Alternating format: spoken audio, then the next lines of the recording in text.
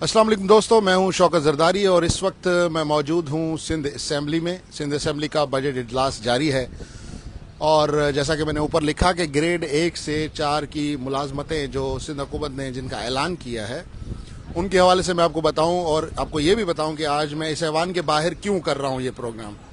आप जानते होंगे कि 2013 में बड़े पैमाने पर सिंध में भर्तियां हुई और 2013 से आज तक सिंध हुकूमत सिर्फ ये पता लगाने में लगी हुई है कि इनमें से कितनी असली भर्तियां हैं और कितनी नकली भर्तियां हैं, जाली भर्तियां हैं। और आज तक सिंध हुकूमत ये फैसला करने से कासिर है कि आखिर कितने मुलाजमीन हैं जिनको हमने घर भेजना है। लेकिन अब जैसा कि आपने सुना होगा कि सिंध के तमाम इदारों में, तमाम डिपार्टमेंट्स में एक नया इश्तिहार लगा और ग्रेड 1 से ग्रेड 4 की मुलाजमतों के लिए इश्तिहार लगा और बहुत से लोग जो हैं वो ये पूछ रहे हैं, दरख्वास्तें भी जमा करा रहे हैं कि क्या ये भर्तियां सियासी होंगी या गैर सियासी होंगी। तो इस पर मैंने सोचा कि इस ऐवान से बेहतर कोई जगह नहीं है जहां पे ये बात की जाए। और इस ऐवान में बैठकर जब मैं बात कर रहा हूं तो अंदर इजलास चल रहा है और सिंध के अवाम के बजट के हवाले से ये इजलास चल रहा है कि किसको कहाँ कितना पैसा देना है।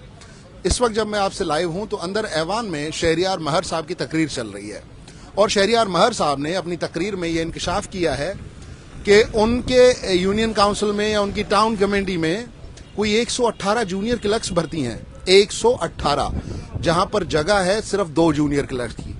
गाड़ियों के लिए 25 ड्राइवर हैं, गाड़ियां 2 हैं। ये उनके फिगर्स हैं जो कि सिंध असेंबली में वो बता रहे हैं। तो ये सब जब मैं सुन रहा था तो मेरे जहन में आया कि जब ऑलरेडी इतनी ओवर एम्प्लॉयमेंट है तो सिंध हुकूमत को आखिर ऐसी क्या पड़ी कि ग्रेड 1 से ग्रेड 4 तक हम नौकरियां दें।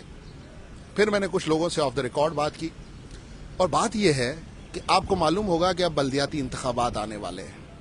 तो इससे पहले कि इलेक्शन कमीशन मना कर दे कि आप लोगों के वोट खरीदने के लिए उनको नौकरी की लालच दें, तो पहले जल्दी जैसे सिंध हुकूमत ने चाहा कि क्यों ना हम ये भर्तियां कर लें। अब इसके लिए तरीक़ेकार जो इन्होंने बताया है कि डिप्टी कमिश्नर साहब और उनकी सरबराही में कोई कमेटी बनेगी और साथ ही कुछ MPAs के जो सोशल मीडिया पेजेस हैं, इवन एक पीपल्स पार्टी की एक तंजीम है, बहुत बड़ी तंजीम है, उसके जो वर्कर्स हैं उन्होंने भी अपने सोशल मीडिया पेजेस पे बताया कि जी हमारी मीटिंग हुई है, एजेंडा है कारकुनों की नौकरियां, कारकुनों का रोजगार। जब आपकी अपनी जमात के लोग सरेआम सोशल मीडिया पर यह कहें कि दरख्वास्त जमा कराकर रसीद MPA के घर पे जमा कर दें, तो फिर आप बताएं कि क्या मेरिट पर लोगों को नौकरियां मिलेंगी या ये नौकरियां MPAs और MNAs के बंगलों से ऑर्डर निकलेंगे। हमने बड़ी फाइट की है सिंध पब्लिक सर्विस कमीशन के हवाले से, सिंध की एक एग्जीक्यूटिव क्लास जो जॉब जो इदारा देता है उसके हवाले से। वहां पर तो करप्शन है ही, लेकिन वो लोग जो 1 से 4 ग्रेड की नौकरी लेने वाले हैं, जो गरीब लोग हैं, उनको भी अगर पार्टी बाजी पर डिस्क्रिमिनेट किया जाएगा तो मेरे ख्याल से ये सिंध के साथ बड़ा जुल्म है। तीसरी बड़ी बात जो मैं सिंध के अवाम को इन नौकरियों की आड़ में समझाना चाहता हूँ, आपको याद होगा 2008 से 2013 तक यहाँ बड़ी दुकानें खुली, बड़े लोगों ने पैसे कमाए। आज तक लोग कहते हैं कि जी फलां हमारे पैसे खा गया, नौकरी के जाली ऑर्डर दे दिया। आज तक लोग कहते हैं, बहुत से लोगों के एफिडेविट्स चले। मैं नहीं चाहता कि सिंध के लोग, सिंध के नौजवान ये नौकरियाँ इनकी आड़ में 5-5, 4-4 लाख रुपए दे दें और इनको ऑर्डर भी नहीं मिले। तो इसलिए मेरी आपसे गुजारिश है और ये गुजारिश मैं सिंध के मुंतखब ऐवान के बाहर खड़ा होकर आपसे कर रहा हूँ कि अगर तो आपको मेरिट पर जॉब मिलती है तो वेल एंड गुड, अगर आपको नहीं मिलती तो किसी को पैसे ना दें, उस पैसे से अपना रोजगार शुरू करें। जब आप रोजगार शुरू करेंगे तो आपको किसी की नौकरी करने की जरूरत नहीं पड़ेगी और अगर आप वो पैसे भी दे देंगे, हो सकता है आपको नौकरी ना मिले, हो सकता है आपको जो है वो आर्जी तौर पर नौकरी मिले, कच्ची नौकरी मिले, बाद में आपको फारिग कर दिया जाए, पॉलिटिकल इन्वॉल्वमेंट हो। एक तो ये बात। दूसरी बात यह है कि सिंध के जितने भी महकमे हैं उन महकमों के अंदर खुद एक एम्प्लॉयमेंट पॉलिसी मौजूद है।